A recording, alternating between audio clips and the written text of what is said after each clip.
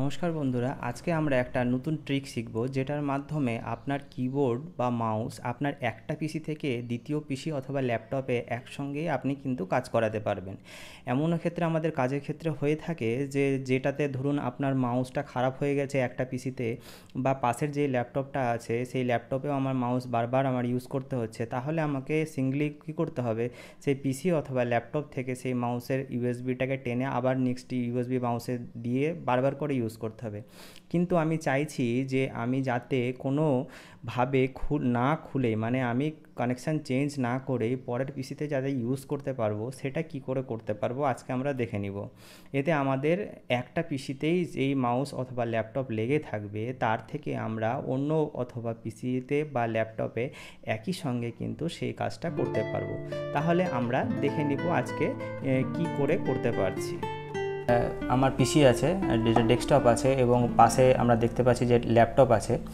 তো আমার পিসির সঙ্গে আমার মাউস কিবোর্ড অ্যাটাচ করা আছে। এবার আমি চাইছি যে এই পিসি থেকে আমি এই ল্যাপটপটাকে সমস্ত কন্ট্রোল এই মাউস কিবোর্ডের মাধ্যমে করতে চাইছি, যাতে এটার সুবিধা হচ্ছে যে আপনার যদি কিবোর্ড মাউস খারাপও হয়ে গিয়ে থাকে তাহলে কিন্তু আপনি একটা কিবোর্ড মাউস দিয়ে পরের পিসিতেও কিন্তু আপনি নির্দিষ্টভাবে কন্ট্রোল এবং সমস্ত কিছুই কাজ করতে পারবেন। গুগলে চলে আসতে হবে, গুগলে চলে এসে আমাকে লিখতে হবে মাউস উইদাউট বর্ডার। আমি এখানটাতে ক্লিক করলেই প্রথমে একদম মাইক্রোসফটের অফিসিয়াল ওয়েবসাইট আছে, এই ওয়েবসাইটে থেকে ক্লিক করব। এই ওয়েবসাইট থেকে ক্লিক করলে আমার কাছে এরকম একটা চলে আসবে, যে সফটওয়্যারটার 1.3 MB মাত্র। এই একটা ছোট একটা সফটওয়্যার দিয়ে আমরা কিন্তু এই দারুণ জিনিসটা করতে পারি। তাহলে এটাকে আমরা ডাউনলোড করে ফেলি। ডাউনলোড হয়ে গেল, জাস্ট কিছুক্ষণের মধ্যেই ডাউনলোডটা হয়ে গেল। ডাউনলোডের পরে আমি এই সেটআপটাকে আমি রান করছি। আমি নেক্সটে ক্লিক করছি, টার্মস অ্যান্ড এগ্রি ইনস্টলে ক্লিক করলাম। ইনস্টলিংটা হবে, ফিনিশে ক্লিক করব। ফিনিশে ক্লিক করে ইয়েস করলে আমার কাছে এখানটাতে এরকম একটা ডায়লগ বক্স চলে এসছে।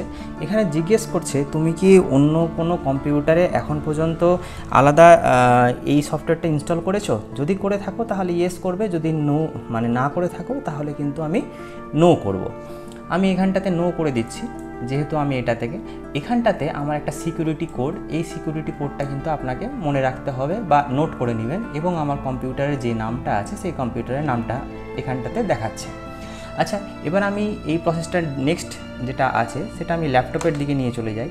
এই ল্যাপটপেও সেম জিনিসটা আমাকে ডাউনলোড করে নিতে হবে, ডাউনলোড করে ইনস্টল করে নিতে হবে। আমি এখানটাতেও ডাউনলোড করে নিচ্ছি। যেটা আমার ওই সেম সফটওয়্যারটা আছে সেই সেম সফটওয়্যারটাকে আমি নেক্সট করে এখানেও আমি ইনস্টল করে নেব। মনে রাখতে হবে যে এই ইনস্টলেশনটা হওয়ার সময় যেটা আমাদের যেই দুটো পিসি আছে সেম নেটওয়ার্কে থাকলে খুব তাড়াতাড়ি অ্যাক্সেসটা হয়। দেখুন এখানেও কিন্তু সেম জিনিসটাই জিজ্ঞেস করছে যে আমি কি অন্য জায়গাতে ইনস্টল করেছি, তাহলে আমি প্রথম কম্পিউটারে যেহেতু ইনস্টল করেছি আমি ইয়েস করে দেব। এখানটাতে ইয়েস করলেও এখানটাতে যে সিকিউরিটি কোডটা দেওয়া ছিল, মানে আমার যেই প্রথম পিসির মধ্যে এখানটাতে যে সিকিউরিটি কোডটা আছে সেই সিকিউরিটি কোডটা আর আদার্স কম্পিউটার নেম যেভাবে করে লেখা আছে আমাকে কিন্তু কানেক্ট করে লিঙ্কের এই বাটনটাতে প্রেস করতে হবে। আমি ততক্ষণে সেই সিকিউরিটি কোডটা আমি দিয়ে দিই। আমার সিকিউরিটি কোডটা এখান থেকে লেখা হয়ে গেলে এবার আমি লিঙ্ক বাটনে ক্লিক করব। এবার লিঙ্ক বাটনে ক্লিক করার সঙ্গে সঙ্গে আপনার যেই আইপি অ্যাড্রেস এখানটাতে এইভাবে করে সাকসেস অলমোস্ট ডান দেখাচ্ছে। এখানটাতেও কিন্তু প্রথম কম্পিউটারে আমাকে সাকসেস অলমোস্ট ডান দেখাচ্ছে। তাহলে এইখানটাতে আমি নেক্সট করে দেব এবং নাইস ওয়ার্ক ডানে ক্লিক করব। আচ্ছা, ডানে ক্লিক করার পরে এখানটাতে আপনার যে আমার কিটা ছিল, মানে আমরা প্রথম যে কিটা দিয়েছিলাম এই কিটা এখানটাতে হয়ে আছে অলরেডি। হ্যাঁ, এখানে আমি যদি চাই যে নিউ কি জেনারেট করতে, তাহলেও কিন্তু আমাকে নিউ কি জেনারেট আমি করতে পারি। আমার এখানটাতে এডিটিং 5 আর এটা আমার এইভাবে করে কানেকশান করা আছে অলরেডি। যদি আরও কোনো কম্পিউটার বা মনিটর থেকে থাকে তাহলে কিন্তু আমি এখানটাতে 2 রোজে করে আমি দেখতে পারি, অথবা আমার দরকার যদি নাই আমি দুটো কম্পিউটারের সঙ্গে করতে চাইছি তাহলে কিন্তু করতে পারি। আমি জাস্ট অ্যাপ্লাই ক্লিক করবো। যেটা পুরাতন মানে আগের যে কী ছিল, আমি এখানটাতে জেনারেট করে সিকিউরিটি পারপাসের জন্য আপনি যদি বারবার এটাকে চেঞ্জ করতে চান, যে আগের যেই ল্যাপটপটা অ্যাক্সেস হয়ে থেকে গেছে বা এরকম আমি চেঞ্জ করতে চাই, আমি এখানটাতে কিন্তু বারবার করে নিউ কি জেনারেট করেও কিন্তু আমি এখান থেকে করতে পারি। এবার এখানে কি জেনারেট করলে কিন্তু আপনাকে আবার ওই পুরাতন যে কম্পিউটারটা আছে সেই কম্পিউটারের মধ্যে কিন্তু সেমভাবে আপনাকে কানেক্ট করতে হবে। আমি সেকেন্ড কম্পিউটারটাতে যেহেতু আমার অ্যাপ্লাই ওই যে করেছিলাম প্রথমবার কিন্তু সিঙ্ক হয়ে গেছিলো, কিন্তু এখন যদি আমি সেই কিটাকে দেখি আমার কাছে কিন্তু পুরনো কিটা আছে। আবার যদি কানেক্ট করতে চাই তাহলে আমার কাছে যে এই নতুন কিটা আছে, মানে সেই পুরাতন কম্পিউটারটাতে যেখান থেকে আমি জেনারেটটা করেছি সেই কিটা কিন্তু আমাকে এখানটাতে বসিয়ে নিতে হবে। তাহলে আমি এই দ্বিতীয় কম্পিউটারতে আবার বসিয়ে নিচ্ছি। অ্যাপ্লাই করলেই কিন্তু আপনার কন্ট্রোল হয়ে গেছে। আমি এই মাউসটাকে একটু দিকে ডান দিকে সরাচ্ছি, দেখুন ডান দিকে সরাতে মাত্রই কিন্তু আমার এইখানটাতে কিবোর্ডের যে কন্ট্রোলটা আছে, এই মাউসের যে কন্ট্রোলটা আছে এখানটাতে চলে এসেছে। আমি এটা এখান থেকে মিনিমাইজ করতে পারছি, একটু আবার বাম দিকে নিয়ে আসলে আবার যে দ্বিতীয় মেশিনটাতে আছে আমি এখানটাতে কাজ করতে পারছি।